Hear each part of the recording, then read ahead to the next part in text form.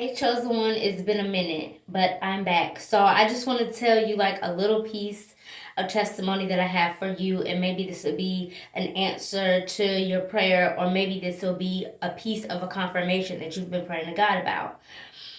So, about maybe last week, I want to say, last week I attended a wedding, and there were a lot of things that transpired. I was very emotional, and the Holy Spirit was actually in that place where those two people were getting married. I don't want to disclose his and her names, but they know who they are. So what happened was, okay, so the person that was getting married, she was a beautiful bride. I used to work with her some years ago, and we were like freaking frack. She was one of the best managers I've ever had. She made sure that I had all my equipment. She made sure that I was stocked up. She was basically my work mom. She know who she is. So there was different coworkers, duh, of course, but there was a certain coworker that God had told me something in secret about her and her dealings. And when I asked God, and he answered me back, he specifically instructed me not to reveal what the answer was or why. He just said, okay, this is your answer, this is your confirmation, this is why, this is your why. And once he made that clear to me, I had to make certain moves. Me and this person, we were close. We were very close, but she is a narcissist. I'm pretty sure she still is, but I had to cut her off because she did not belong in my circle. Okay? So, fast forward to this wedding that was last weekend. Hence you, and mind you, I cut her off. She asked why.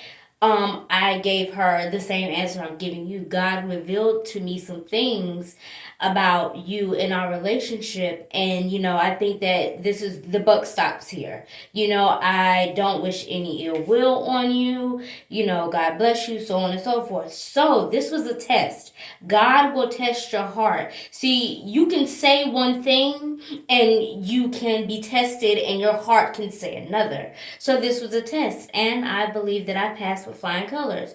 So fast forward, this person, this coworker, she was at the wedding. Now, we have not talked or conversed since, I cut her off. And at the wedding, she was with somebody that I was kind of close to, but I've been in conversation with on Snapchat or whatever. So I kept seeing her. And there were about maybe like 4 or 5 rows in front of me where I was sitting in the wedding.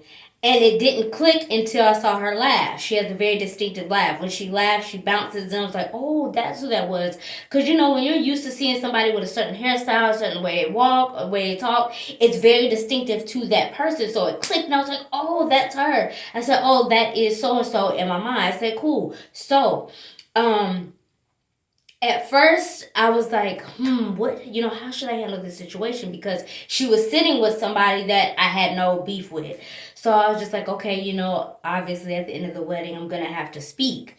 So I sat there for a little bit. I sat there in the Holy Spirit, and the Holy Spirit was there. And let me tell you how he was there in that wedding.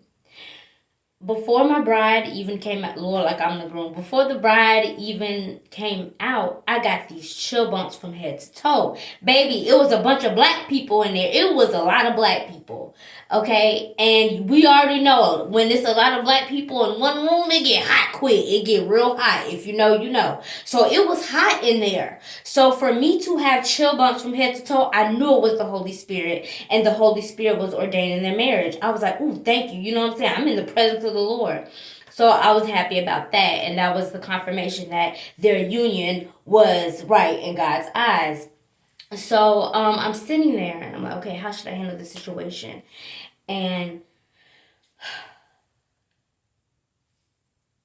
okay, first with me, to myself, I said, okay, I'm going to speak to her, and if she wants to start our relationship back up, our friendship back up on a positive note, and the past is the past, I will be all for it. This is what I was saying to myself.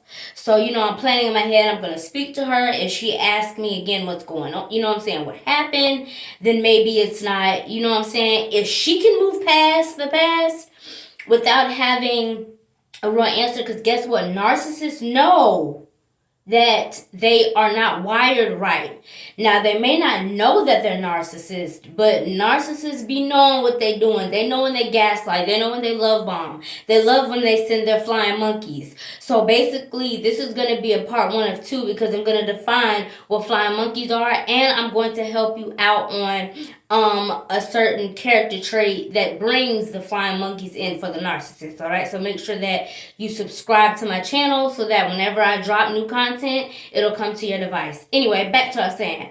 So that's what I was saying to myself. I said, hey, if she wants to start this friendship over, wipe the slate clean, the past is the past, all is forgiven, cool, I'm cool with it. I forgave her. You know what I'm saying? I saw her. And I was like, okay, cool. So guess what? Let me tell you something. This is how God tests you.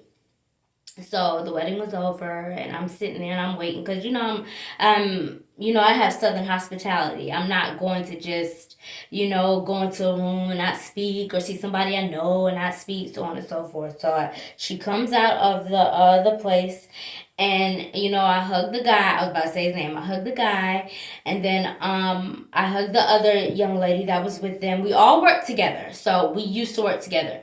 So I hugged the guy, the other female, and the male. I didn't have no ill will, no beef towards them. Hugged them, and then she didn't know what I was gonna do, and I can tell by the way her body language was, and who she was like talking to somebody kind of behind me. So I'm just like, I'm waiting for a hug because like what I'm saying, like it's cool, I'm cool. So going for the hug, and she asked me these personal questions, blah blah blah, but my heart was being tested by God. He wanted to see if I really forgave her for what happened in the past. He wanted to see if I really forgave her for who she really is, which is a narcissist. I passed that test because I was willing to wipe the slate clean and, start our friendship off on a clean note. You know what I'm saying? And that's what I was going to say. If she wanted to do it, I was with it. But I'm not about, I'm not about to go out of my way because I didn't do anything. You get what I'm saying? So God tested my heart to see if that's how I really felt. So I know this is how I know he tested me. So, he gave a hug. She asked me a few questions, but she never asked me, hey, why did we stop talking? You know what I'm saying? Like, why did you just cut me off? She never asked that. And guess what? Because she's a narcissist, she never asked that. She never asked that because she knew what she did. She already knew that she was guilty. She already knew what she did in the past. So there was no reason to ask that until this day. That is unspoken for. When God gave me that confirmation and he gave me that answer when it came to her, he told me not to tell a soul. There's only one person on this earth that knows why I cut her off. All right, and that one person obviously isn't her.